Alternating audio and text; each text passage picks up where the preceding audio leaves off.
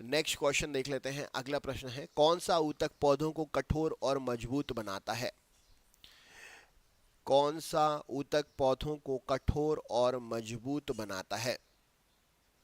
कौन सा ऊतक पौधों को कठोर और मजबूत बनाता है? राइट आंसर क्या हो जाएगा इस प्रश्न के लिए? कौन सा ऊतक पौधों को कठोर और मजबूत बनाता है? सही उत्तर क्या हो जाएगा? कौन सा ऊतक पौधों को कठोर और मजबूत बनाता है? राइट आंसर क्या हो जाएगा इस प्रश्न के लिए? तो यहाँ पर सही उत्तर हो जाएगा, कठोर और मजबूत बनाता है स्क्लेरेन काइमा। ऑप्शन नंबर ए प्रश्न का सही उत्तर हो जाएगा स्क्लेरेन काइमा। नेक्स्ट क्वेश्चन देख लेते हैं। कोशिकाओं की कौन सी परत का काम जल की हानि को कम करके पादपों की रक्षा करना होता है? कोशिकाओं की कौन सी परत का काम जल की हानि को कम करके पौधों की रक्षा करना होता है? राइट आंसर क्या है प्रश्न के लिए? कोशिकाओं की कौन सी परत का काम जल की हानि को रोककर पौधों की रक्षा करना होता है? राइट आंसर क्या है इस प्रश्न के लिए? जिसके भी गलत हो रहे हैं सही करते जाइए, जो भी पहली बार आ रहे हैं सब्सक्राइब जरूर करते जाएं। राइट आंसर क्या हो जाएगा? चलिए देख लेते हैं। इस प्रश्न का सही उत्तर हो जाएगा, तो यहाँ पर सही उत्तर हो जाएगा ये है epidermis cell. Option number C प्रश्न का सही उत्तर हो जाएगा एपिडर्मिस सेल प्रश्न का राइट आंसर है। जिसके भी गलत हुए हैं सही करते जाइए। अगला क्वेश्चन है, सुबरिन इनमें से क्या है? सुबरिन इनमें से क्या है? राइट आंसर क्या हो जाएगा? सुबरिन इनमें से क्या है? सही उत्तर क्या हो जाएगा प्रश्न के लिए? सुबरिन इनमें से क्या है? राइट आंसर क्या हो जाएगा इस प्रश्न के लिए? सुबरिन इनमें से क्या है? राइट आंसर क्या हो जाएगा इस प्रश्न के लिए? सुबरिन इनमें से क्या है? सही उत्तर क्या हो जाएगा इस प्रश्न के लिए? चलिए देख लेते हैं। तो सुबरिन जो है यह एक प्रकार का रसायन है। क्या है? एक प्रकार का रसायन है। ऑप्शन नंबर सी प्रश्न का सही उत्तर हो जाएगा। सुबरिन जो है एक प्रकार का रसायन है। नेक्स्ट क्वेश्चन देख लेते हैं। अगला प्रश्न ये रहा आपके सामने। जिसके भी गलत हो रहे हैं सही करते जाइए। जिसके भी गलत हो रहे हैं सही करते जाइए। जीवों के वर्गीकरण के लिए सर्वाधिक मूलभूत लक्षण क्या हो सकता है?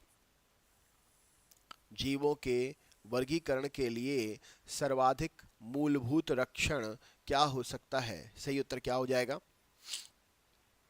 जीवों के वर्गीकरण के लिए सर्वाधिक मूलभूत लक्षण क्या हो सकता है? राइट आंसर क्या है प्रश्न के लिए?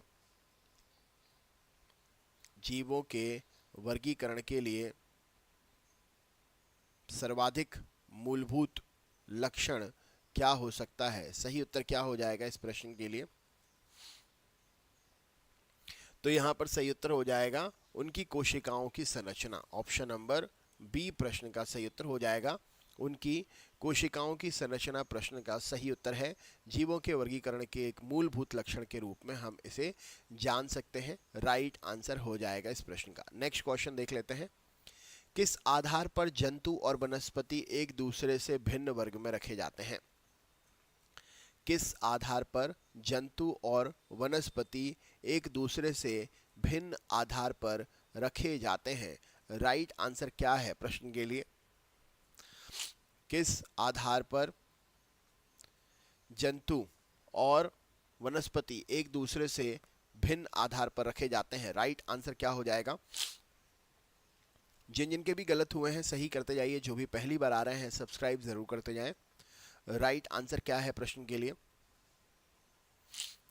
चलिए देख लेते हैं। तो यहाँ पर सही उत्तर हो जाएगा इस प्रश्न के लिए ऑप्शन नंबर स्वयं भोजन बनाने के। पौधे अपना भोजन स्वयं बनाते हैं, लेकिन जंतु अपने भोजन के लिए दूसरों पर आश्रित रहते हैं।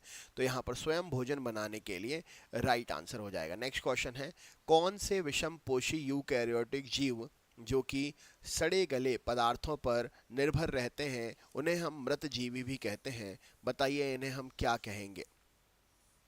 राइट आंसर क्या है प्रश्न के लिए?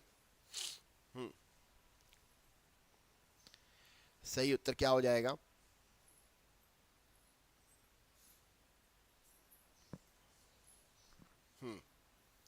सोचिए समझिए आंसर दीजिए। राइट आंसर क्या है जी? चलिए देख लेते हैं इस प्रश्न के लिए सही उत्तर क्या हो जाएगा। तो ये जो होते हैं ये होते हैं फंगस या कवक, सड़े गले पौधों पर उगते हैं, फंगस या कवक। ऑप्शन नंबर डी प्रश्न का सही उत्तर हो जाएगा, फंगस या कवक। अगला क्वेश्चन है वायरस से होने वाले सामान्य रोग कौन से हैं? वायरस से होने वाले सामान्य रोग कौन से हैं? राइट आंसर क्या हो जाएगा? वायरस से होने वाले सामान्य रोग कौन से हैं? राइट आंसर क्या है? वायरस से होने वाले सामान्य रोग कौन से हैं? राइट आंसर क्या है? वीडियो को शेयर करते चलिए, वीडियो को शेयर करते चलिए। तो वायरस से होने वाले सामान्य रोग जो है ऑप्शन नंबर इन्फ्लुएंजा, डेंगू बुखार, खांसी जुकाम, उपरोक्त सभी प्रश्न का सही उत्तर हो जाएगा। ये सभी वायरस से होने वाले रोग हैं। संध्या, सुबोध। अगला क्वेश्चन क्या है? अगला प्रश्न है बैक्टीरिया से कौन कौन से रोग होते हैं? अभी हमने पढ़ा वायरस से, अब बताओ बैक्टीरिया से। बैक्टीरिया से कौन कौन से रोग होते हैं? बैक्टीरिया से कौन कौन से रोग होते हैं? चलिए देख लेते हैं। तो यहाँ पर सही उत्तर हो जाएगा, बैक्टीरिया से भी हैजा, क्षय रोग, एंथ्रेक्स, टाइफाइड बुखार। उपरोक्त सभी प्रश्न का सही उत्तर हो जाएगा option number D right answer है, बैक्टीरिया से भी ये सभी रोग होते हैं।